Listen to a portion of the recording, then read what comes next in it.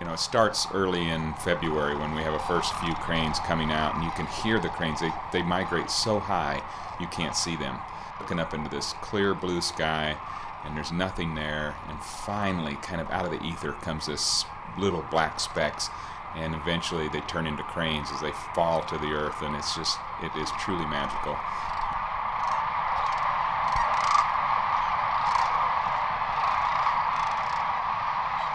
This is really the center of America's greatest migration in the Central Flyway along the Great Plains.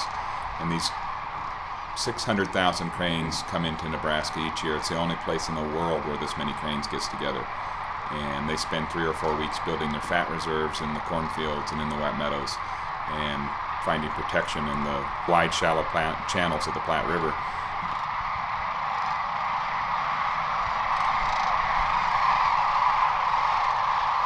About 15 years ago, I quit taking a camera to the river because the sound of the cranes, it's this prehistoric, it really is a prehistoric sound, because they've been coming here to this area. There's fossil records going back almost 10 million years that they've been using this area.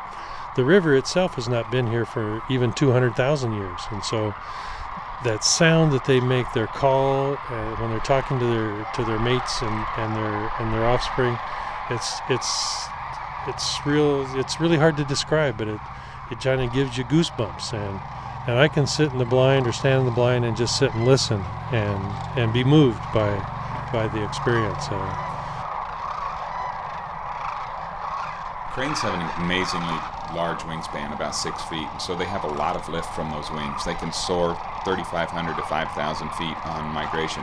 When they're coming in for a landing on the Platte River, they have mixture of grace and their gangly legs dangling below them, and many times as they set their wings for their final approach, it looks like dandelion seeds floating to the ground in a wind, kind of swinging back and forth.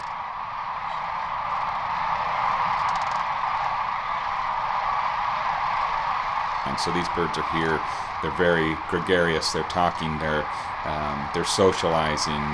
They dance, and they're dancing for courtship, pre-courtship, and they're dancing for stress relief. And sometimes I hear that they just dance for joy.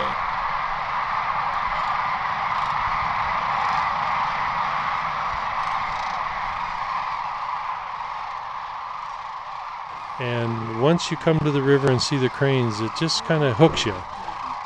It's great to see them. It's wonderful to learn more and more about them every year, but that sound is almost haunting.